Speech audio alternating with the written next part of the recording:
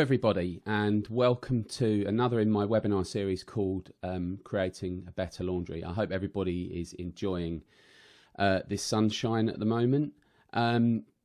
Today's topic is going to be about customer service and commercial thinking. I'll get onto that in just a moment. Before I do that, I'd just like to say thanks once again to Laundry and Cleaning Today for their support, tweets, messages on Facebook and LinkedIn. It's very helpful.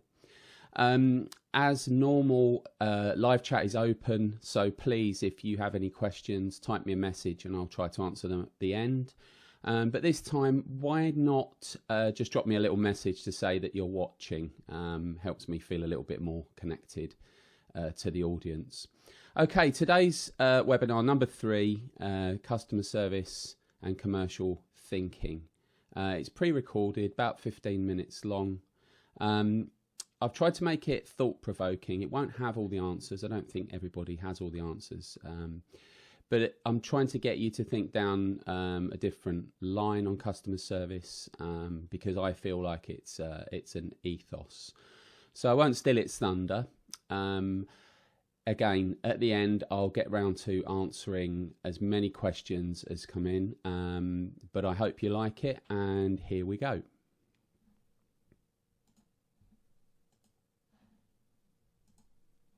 Welcome to the third webinar in the series called Creating a Better Laundry by Marsh Project Solutions. Today, I'm going to be discussing customer service and commercial thinking. What is customer service? Well, to me, it's a mindset. It's not just a team of people that are contacted by the customers and who contact the customer. It's an ideology. It's something that runs through your business so that everybody that works for your business portrays the same picture. Your customers obviously want a great experience, but this only comes from a consistent approach. It's important that everybody that speaks to customers who represent your business speak with the same voice. But also, it's important to protect your reputation. There are customers out there that aren't very nice and they do not care about the service you give them. So it's important that you think about the things to protect your business and stop you bleeding money. And the last thing is a connected ideology. I think it's important that from start to finish, your business looks and feels the same to the customer, so that when they touch your business, they know exactly what to expect. So picking up from my last point, everybody in your business is in charge of customer service. Everybody's got a view of call centres with telephone headset mics, people speaking to the customer. But what about the guys that do the deliveries? They see the customer almost every day and they speak to them. What about the guys that actually process the work? Do they think about the customer when they're doing it? And also, what about your management team? Do they set the tone as to what is acceptable? Think of the whole thing holistically. Think of everybody working in harmony so that customer service is delivered by your entire operation. Delivering great service for me is just down to one simple thing. It's an equation. Understanding what the customer expects and also knowing what you can deliver. If the two things are equal, then everybody is on the same page. Things get out of balance when the customer expectation is more than your business can actually deliver. If you find that there's a difference between what the customer expects and what your business can deliver, there are some very basic things that you can do to help you get to that level. The first thing to think about is empowering your staff. I'll give you a very simple example. Many years ago in the 90s, I ran an operation where we delivered domestic laundry around London and the South East. Our claims a year were running at £40,000 for replacing damaged or lost items. And we would dig our heels in on every single claim to try and get that number down. It suddenly occurred to me that if I empowered my staff and gave them an authority limit to be able to say to a customer, yeah, I'll replace that, we will send you a new sheet or we'll send you a new shirt, up to a certain limit, we could resolve things a lot quicker. And by doing so, we retain the customer. So you need to make a commercial decision on how much value the customer brings to your business. If you empower people, obviously you have to give them some training. It's really important that people understand the job that they're doing, not just in customer service, across a whole business. And if they're empowered and they know what to do, the contact they have with the customer will be great. And the last thing is, listen for feedback. Listen to feedback from your customers and listen to feedback from your staff, because these are the nuggets. These are the things that are going to help you with your operation to deliver the best level of service that you can. Inevitably, when you deal with customers, there will be problems. Perhaps you don't deliver on time, perhaps it's the wrong quantity, and perhaps it might be the wrong quality. But it's how you deal with these problems that can set your business apart from the competition. So discover an issue. Don't keep it to yourself. Let the customer know. It's better that they find out from you than they have to tell you that there's a problem. Then have a think about what you're going to do about the problem. So when you communicate it back to the customer, you've got the problem, but you've got the resolution. And then write it down. Make a note of it. And at regular intervals, maybe monthly, look at these issues. And if there's repeating patterns, stop them. The whole idea of things going wrong is completely natural. Back in the 1990s, BT did a survey, and they said that their customers stayed with them not because they were 100% perfect, but because when there was an issue, they felt confident that BT would fix it.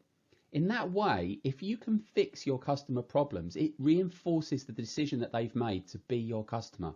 Not only did they come to you because they like your services, but when things go wrong, they feel really comfortable that you can fix them. So when we've had some problems with our customers, it's time to put your commercial head on and think about the impact that the problem can have. If I look at the example I gave earlier on with the laundry that was doing domestic clients, as soon as I made people think about the bigger picture, they stopped thinking about how much extra it was going to cost us if we had to replace some linen, or if we had to do an extra delivery, or if we had to put some extra time in. They started to look at the total, almost financial picture. How much was the customer worth to the business a year, and how much was the claim, and were they in proportion? It's important to get that right, because if you just had a policy to pay every single claim, you'd go out of business very quickly. But the one thing, and the massive thing, that you have to avoid is that you lose a good customer. So the real answer to this question is the cost of poor customer service is that you will lose the customer. It's not the small costs or the incremental costs of small claims. Let's expand on this idea a little bit more about making these commercial decisions. Let's think of an example. You have a customer, it's their own linen and they're complaining that it's damaged. You've got a new member of your customer service team who's fielding this particular complaint, and you're sitting with them to see how it goes. The dilemma they have is that they have a customer that's upset. Now, I've just said you don't want to lose your decent customers, but before you can make this commercial decision, it's really important that you understand where this customer sits in terms of value in your business. So in your customer service office, make sure that when your guys are interacting with the customers, they can quickly bring up the information about the customer. If you have a field or some sort of identification on the customer screen, giving them a ranking number, let's say you've got 100 customers and this customer is number 2, very quickly they will know that this is a customer that you need to look after. You could also have a box that comes up on your screen showing how much the customer has cost you in claims in the last rolling month or 6 months. Give the person dealing with the client the information to make a commercial decision. We all want to help people. Laundries are a service industry, so digging your heels in and saying no is very difficult. But to protect your business, you need to make sure that the guys that are speaking to your customers are armed with the information to make these decisions. If you set the tone, and it's about empowerment again, if you set the tone and let them know how far they can go before they have to escalate it, you can resolve these problems more swiftly. And again, the BT example I gave earlier on, the quicker you can resolve customer problems, the happier they are. So it's a fine line, but give people the information that they need to make these decisions. The way that your business is perceived to your customers is only as good as the interaction that they have with your staff. But you, as the business owner or the manager, can set the standard for your service ethos. So the way that I would go about that is think about the standards that you want. Think about what your business stands for. Communicate that to everybody that can have interaction with your customers. And when I say interaction, you've got guys in your factories that will have interaction with the customer's linen. So they're still having interaction. Communicate it. Then get some feedback. Is this the right way forward? You know, no man is an island. There's lots of opinions out there, and some of them will be very good from within your own organization. Then refine your view of your service standards. Keep working at it. You know, if you get some negative feedback, do what you can to resolve that. And the last thing is, and people always forget about it, is we're all very good at saying we provide excellent linen services and our drivers are always on time. But why not shout about your customer service standards? I said a moment ago, laundries are a service industry. Why wouldn't you promote it? If your customers think that you give them a great service, get them to tell other people. Do some customer surveys and then shout about it. Put it on your website. You know, this service industry is across the whole of the nation. It's across the whole of the world. It's one of the industries that will never go away because there will always be a need for linen, whether it's in hospitality or healthcare or whichever sector it is. So come up with a plan, communicate it, get some feedback, refine it, and then shout about it. So I've said a lot there. But really, it's a four-stage approach. Firstly, think about what you want to do and have a plan. Write it down in one sentence. If it's more than one sentence, it's too complicated. Write what your service standards are going to be in one sentence. Then communicate it to everybody. Let everybody in your organisation know what your business stands for or is going to stand for. And that's why the one sentence thing is very important. It's easy to grasp. And then put it into action. Once it gets going, then you can look at things like feedback and refining it. But you can't do anything unless you decide on what you're going to do and let people know how you're going to do it. There's no fancy graphics on this last slide because I just want to connect from me to you about what I think customer service is. It is an ideology that should be going from top to bottom in your business. Everybody should understand what your business stands for. If you're one of those visible managers that gets around and speaks to people, you can see if your message is being received by the people that work for you.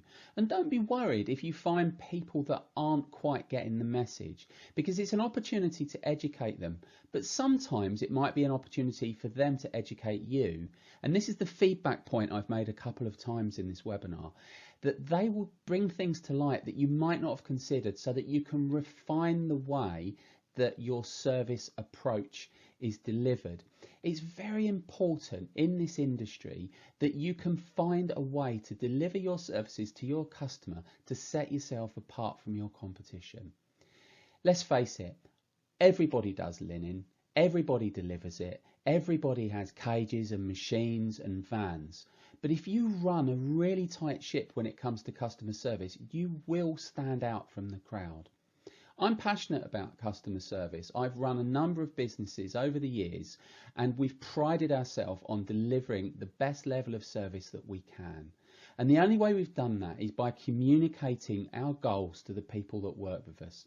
Have a think about that and think if that is what you're doing at the moment. I know laundries are very busy, and it's very difficult sometimes to take a step back and take a breath and think about these things. But I promise you, if you can think about the way that your customer perceives you across all of the functions of your business, things will start to change. Thank you. Well, thanks very much for taking the time to watch this third webinar. I'm just going to take a moment to talk about Marsh Project Solutions and what we can do. We can help you with any of the things that I discuss in these webinars. We can take on project management. We can look for pitfalls in your business. We can save you headache in the future, and we can save you money. If you have any questions about any of the webinars that I'm putting together, please contact me at support@mpsl.org.uk. I've just redone the website, and it'd be great if you could check out the special offer. It's a real affordable way to tap into our knowledge. Anyway, I hope everybody out there is keeping well, and I'll see you again very soon.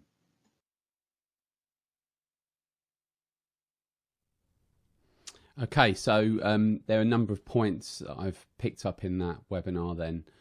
And I hope that the message that I'm trying to deliver comes across, that it's a mindset from top to bottom across the whole of your business. Everybody that interacts with customers speaks with the same voice. So a little bit of a Q&A. So I've got a question here from Adam. Is there any advice for going the other way and how to cut ties with a client that is consistently causing more issues than they are worth? I touch on this a little bit. It is a difficult one because we do work in the service industry, and it's very competitive, and to actually start countenancing getting rid of customers is not an easy thing. But this is where I think the commercial thinking comes in. An old boss of mine said somebody stops being a customer as soon as you don't make any money in that relationship, and I sort of agree with that. So first things first is communication. Speak to the problematic customer and try to identify to them the things that are causing the issues. Now, if you're at the point where you're thinking of stopping providing a service for them, you've probably done this already, but it's worth just trying one more time. Try to see the most senior person that you can and explain the issues. Don't overcomplicate it. But be very clear to them that this is the sort of last chance saloon. You're holding out the olive branch, but if you can't make any money out of doing business with them, then really there is no point continuing. Okay, there will be people out there who are very commercially astute that will say, yes, I know, but sometimes you have customers who are lost leaders. So a particular hotel that you deal with might not make you any money, but because you're dealing with a chain of them, the overall picture is a lot more rosy. Yes, that is true, but that won't be the case all the time. Tackle the problem customers head on. Tell them why they're a problem and say to them that, you can't continue with the level of, extra deliveries or damaged linen or whatever it is that they're causing a problem for. And don't be afraid to end your service with them.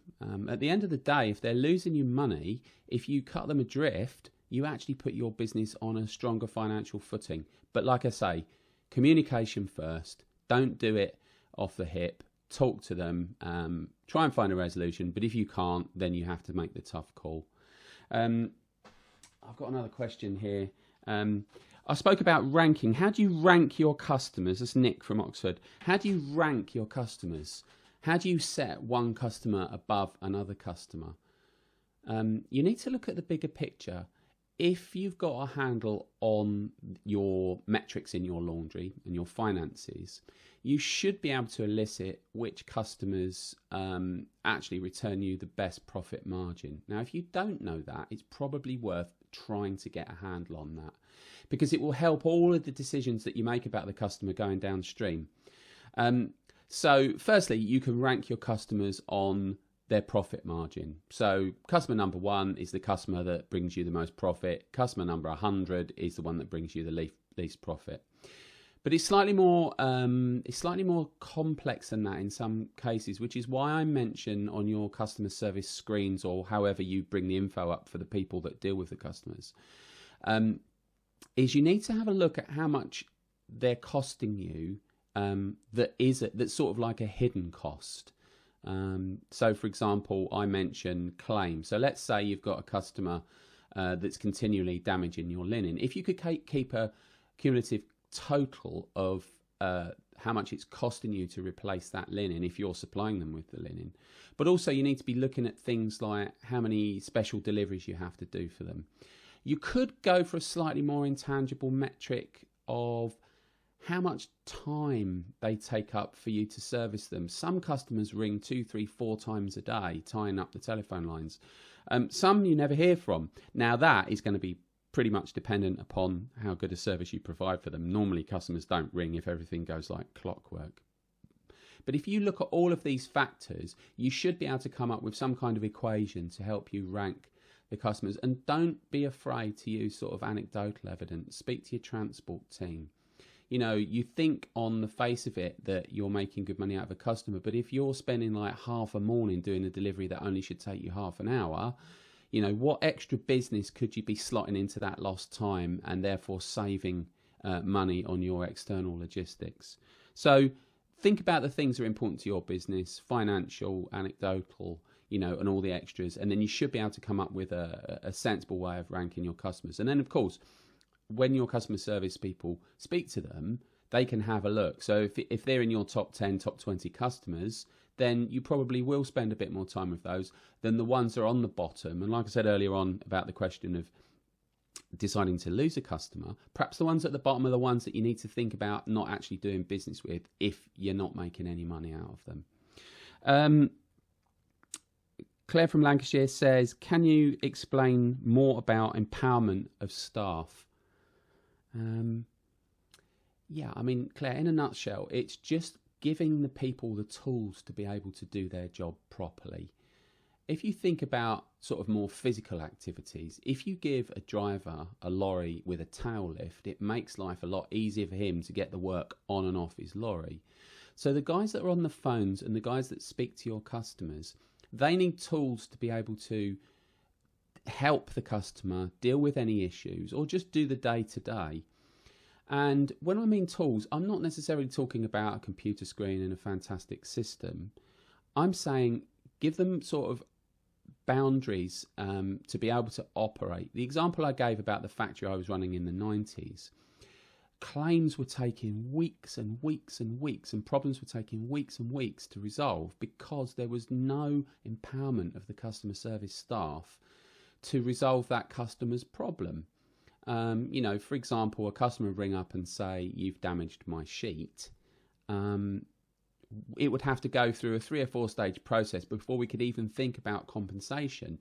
Whereas if the customer service person, after I empowered them, could look at the screen, know that this was a really important customer, and say to them, yeah, don't worry, I'll replace that for you, no quibble, we wouldn't send them checks, we would send them replacement linen, because obviously we could buy the linen at a cheaper cost than they could.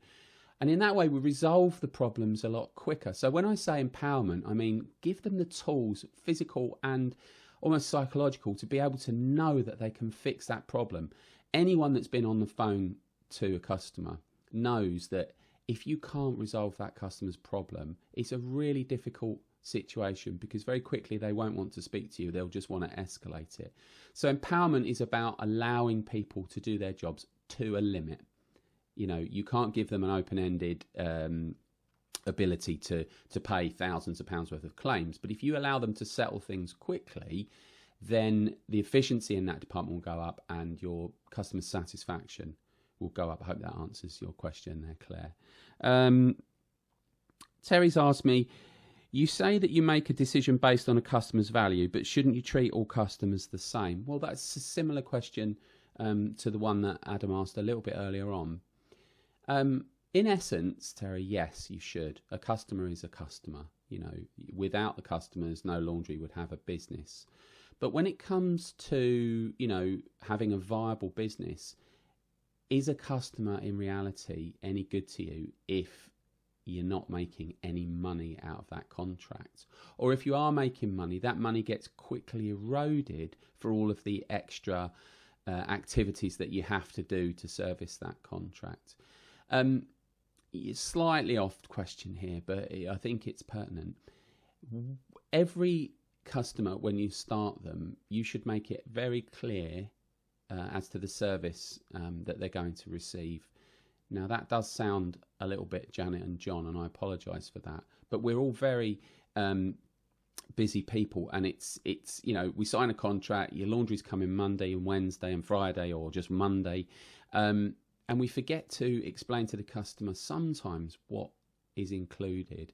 And in my experience, you start off with a contract with a client where you say, where are we going to deliver the linen, and you drop the bags or the cages or the hampers or whatever at one point. And after about 6 months, you might pop out to see that client, and you find your driver delivering it to multiple delivery points around the hotel or whatever it is, the restaurant. When you price that job, you didn't price for that extra time for the driver to be doing that. Now, most guys out there on the road want to be helpful to their customers, so they will do it. But unless you make it clear to the customer that that wasn't part of the service, then you're just going to lose time and end up spending more on transportation costs. So back to the question, Terry, not all customers are equal. You should treat them as equal in terms of your approach, professionalism, quality of linen delivery. But when you start to hit some of these issues, you need to have a differentiation between them so that your guys who speak to them know that this is a customer that we bend over backwards for because they've been a long-standing customer and they're worth a fortune to the business, or this is a customer that is very problematic. In reality, if you get back to the point about when do you actually decide to stop servicing a customer, that would never be the decision of a customer service guy. That would have to be escalated, but the customer service team would have a huge input into that because they deal with them on a day-to-day basis. Okay, thanks for that, guys.